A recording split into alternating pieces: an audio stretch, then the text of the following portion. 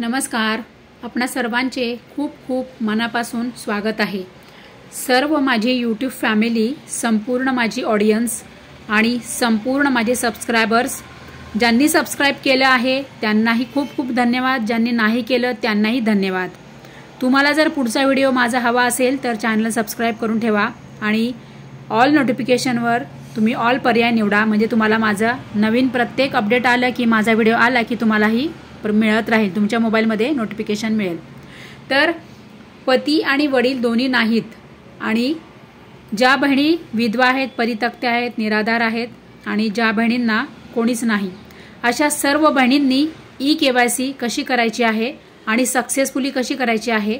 Second OTPची समस्या आता संपलेली आहे आणि हे अत्यंत महत्त्वाचे अपडेट, ई-केवायसी बद्दलचे महत्त्वाचे अपडेट आपण या व्हिडिओमध्ये बघणार आहोत. तर चला बहिणी माझ्या सगळं समजून घेऊयात.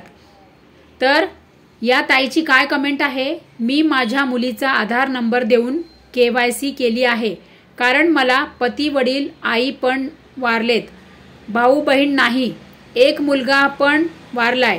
माझी KYC सक्सेस झाली आहे. पुणे जिल्हा, राजगुरुनगर. आता या ताईने सरकारने इतक्या उशिरा अपडेट आणलेला आहे. या आधी सरकार काय म्हणत होतं की 18 तारखेपर्यंत मुदत आहे, त्यामुळे सर्व लाडक्या बहिणींनी घाबरून आता ई-केवायसी पूर्ण केलेली आहे आणि ती पण सक्सेसफुली पूर्ण केलेली आहे. काय म्हणते ही बहीण, मी पण माझ्या भावाचा आधार नंबर दिला ई-केवायसी मध्ये आणि माझ्या बहिणीने, माझ्या वहिनीने पण केली. मी तर अविवाहित आहे आणि वडील लहान असतानाच वारले आहेत, म्हणून मी भावाचा आधार कार्ड दिलं आणि ई-केवायसी केली. तर हो, आता ज्या बहिणींना वडील नाही, पती नाही आणि ज्या बहिणी अविवाहित आहेत त्या बहिणींना जर वडील नसेल तर त्या भावाचाच आधार नंबर देतील ना, कारण की भावाचा आधार नंबर हा त्याच्या पत्नी, त्याची जर पत्नी असेल त्याच्या पत्नीला पण चालेल आणि त्याच्या बहिणीला पण चालेल सेकंड OTPसाठी. काय म्हणते पुढची ताई, मी माझ्या मुलाचा नंबर टाकला आहे आणि KYC पण पूर्ण झाली आहे, असा मेसेज पण मला आला. मग माझे लाडक्या बहिणीचे पैसे येणार का? तर हो, आता सर्वांचेच प्रश्न काय आहे की ई-केवायसी सक्सेसफुली झालेली आहे. तर हो, ई-केवायसी सक्सेसफुली झाली म्हणजे सरकारपर्यंत तो मेसेज गेलेला आहे की आपली ई-केवायसी ही सक्सेस झालेली आहे. आणि आता सरकारला, कारण सरकार रोज अपडेट देत आहे की रोज इतक्या बहिणींची ई-केवायसी ही सक्सेसफुली पूर्ण होत आहे, म्हणजे सक्सेसफुलीचा डेटा सरकारकडे गेलेला आहे.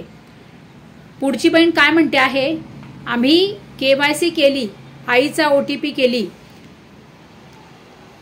ई-केवायसी झाली, पण आता वडिलांचा मृत्यू दाखला जोडा, आता काय करायचे?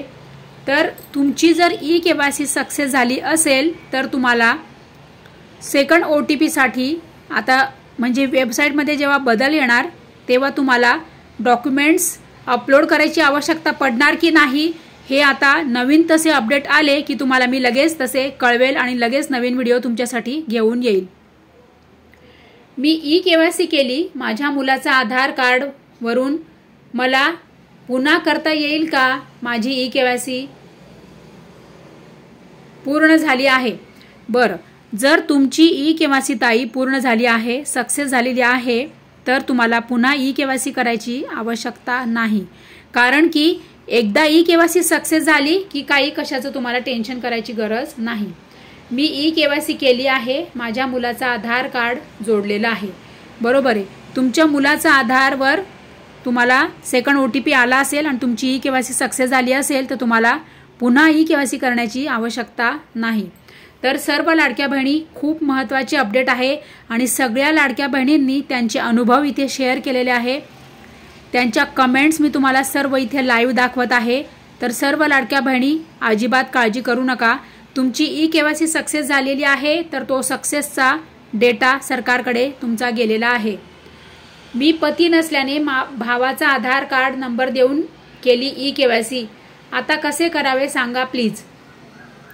तर तुम्ही तुमच्या भावाचा आधार नंबर दिला आणि तुमची ई-केवायसी केली, तुमची ई केवायसी जर सक्सेस झाली असेल तर तुम्हाला काळजी करायची आवश्यकता नाहीये, कारण की सक्सेसफुल ज्या ज्या बहिणींची ई केवायसी झालेली आहे, सक्सेस झालेली आहे, अशा बहिणींनी काळजी करू नका। ताई मी केवायसी केली आहे, ई सेवा केंद्रात केली आहे, मी माझ्या मुलीचे आधार कार्ड दिले आहे सेकंड OTP साठी आणि आम्ही दोघी जण आहोत आणि कागदपत्रे नाही तर पावती पण आहे।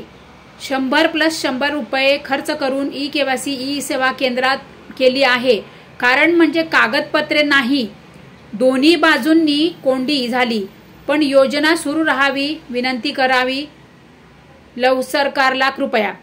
तर हो बरोबर आहे। तर हेच मी सगळ्या ताईंना सांगते आहे की मी सुद्धा 3 माझ्या मैत्रिणींची ई केवायसी महाई सेवा केंद्रात जाऊन केलेली आहे आणि महाई सेवा केंद्रात जाऊन ई केवायसी केल्यानंतर मी सुद्धा तिघही मैत्रिणींचे 100 असे 300 रुपये भरून ई केवायसी सक्सेसफुली केलेली आहे। तर 3 बहिणींची ई केवायसी सक्सेसफुली मी केली, ती सुद्धा महाई सेवा केंद्रात। आणि बघा ही सुद्धा बहीण कमेंट करते आहे की या ताईने सुद्धा 100 रुपये भरले, 2 बहिणींची त्यांनी 2 जणींची ई केवायसी महाई सेवा केंद्रामध्ये केली आहे आणि ती पण सक्सेसफुली केलेली आहे। तर हेच मला तुम्हाला सांगायचं आहे, महाई सेवा केंद्रामध्ये तुम्ही जाऊन ई केवायसी करा, कारण की महाई सेवा केंद्र म्हणजे ते अधिकृत आहे, ऑथेंटिकेटेड आहे आणि ऑथराइज आहे। त्यामुळे तुम्ही नाही तर ई महाई सेवा केंद्र तुमची जबाबदारी घेते, कारण की महाई सेवा केंद्राकडे ॲक्सेस असतो, ते स्वतः त्यांच्या स्वतःच्या वेबसाईटवरून महाई सेवा असं त्यांचा ॲक्सेस तिथे जोडला जातो आणि ते सगळं डेटा सरकारकडे जातो, म्हणजे ते अधिकृत ई केवायसी गृहीत धरली जाते। तर काय म्हणते पुढची बहीण, मी बहिणीचे आधार कार्ड दिले आहे, माझी ई केवायसी झाली, आज पण ती राईट आहे, डबल करू शकते का? नाही करायची गरज, तुमची ई केवायसी जर सक्सेस झाली असेल तर पुन्हा तुम्हाला डबल ई केवायसी करायची आवश्यकता नाहीये। तरी सुद्धा तसे काही नवीन अपडेट आले तर मी तुमच्यासाठी लगेचच नवीन व्हिडिओ घेऊन येणार। मी पती नसल्याने भावाचा आधार कार्ड देऊन केली ई केवायसी, आता कसे करावे सांगा? तर तुम्ही तुमच्या भावाचा आधार नंबर दिलेला आहे, तर काळजी करू नका, तुमची ई केवायसी जर सक्सेस झाली असेल तर काही प्रॉब्लेम नाही। तर पुढचं काय आहे, I have given my mother Aadhaar number and done the e KYC successfully and mother age is 71. Now what will happen? Our e-KYC will be accepted. I am jobless. Definitely your e-KYC will be accepted. No problem at all. And you do not need to do edit again. Okay? मी पण माझे नाव सुरेखा आहे व मी माझ्या मुलाचा आधार card वरून ई-KYC केली आहे, ती पूर्ण झाली आहे. ओके, तर तुम्ही तेच सांगते, तुमची ई-KYC जर पूर्ण झाली तर तुम्ही काही चिंता करू नका. हो, मी केली ताई, भावाचा आधार नंबर देऊन झाली ताई, मला वडील पती मुली नाहीत. तर बरोबर आहे, भावाचा आधार कार्ड तुम्ही दिला आणि तुमची ई-KYC केली ना, बरोबर आहे.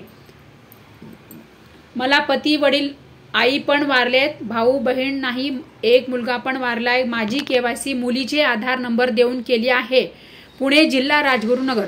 ओके, तर तुमची ई-KYC जर सक्सेसफुली झालेली असेल तर काही चिंता करण्याची गरज नाही. मी माझा भाचाचा आधार नंबर टाकून ई-KYC पूर्ण केली, सक्सेस झाली. ओके, तर तुमची ई-KYC सक्सेस झाली, त्यामुळे काही प्रॉब्लेम नाही, कारण की तुमचा सक्सेसफुलीचा जो डेटा आहे तो सरकारकडे गेलेला आहे, त्यामुळे कुठलीही काळजी करू नका. माझ्या मुलाचा आधार कार्ड वरून ई-KYC केली आहे, ती पूर्ण झाली, तर पुढे काय होणार? तर मला परत करता येईल का? मला लाभ भेटेल का? तर तुम्ही तुमच्या मुलाचा आधार कार्ड देऊन ई-KYC केले तर तुम्हाला पुन्हा ई-KYC करायची गरज नाही. हो, माझे झाले, मी माझ्या मुलाचे दिले आहे. ओके, बघा इथे सुद्धा त्यांच्या मुलाचा त्यांनी आधार कार्ड दिलेला आहे, आधार नंबर दिलेला आहे सेकंड OTP साठी. माझ्या मुलीचा आधार कार्ड दिले आहे, KYC झाले आहे, पैसे येतील का? हो, येतील पैसे. ज्या ज्या बहिणींची ई-केवायसी सक्सेस झालेली आहे त्या सर्व बहिणींना सर्व हप्ते मिळतील। नमस्कार, मी वनिता चव्हाण, वाई येथे राहते, सातारा जिल्हा, वाई तालुका। ताई, मी माझ्या मुलाचं आधार कार्ड देऊन ई-केवायसी पूर्ण केली आणि ती सक्सेसफुल झाली आहे। वा वा वा, खूप खूप चांगले। बघा, ज्या ज्या बहिणींची ई-केवायसी सक्सेस झालेली आहे त्या बहिणींना काही काळजी करायची गरज नाही। I have given my mother Aadhaar. Okay, हा आपण घेतली ही कमेंट। ताई, मी 53 वर्षाची अविवाहित आहे, वडील नवरा दोन्ही नाही, मुदत संपत आली म्हणून घाबरून 4 दिवसापूर्वी भावाच्या मुलाचा आधार क्रमांक टाकून केवायसी केली आणि ती यशस्वी पण झाली। आता काय करायचं? माझे हप्ते चालू राहतील का? हो, आता तुमची ई-केवायसी सक्सेस झालेली आहे ना, मग काळजी करू नका। तसे काही जर नवीन अपडेट आले तर मी तुमच्यासाठी लगेचच नवीन व्हिडिओ घेऊन येणार।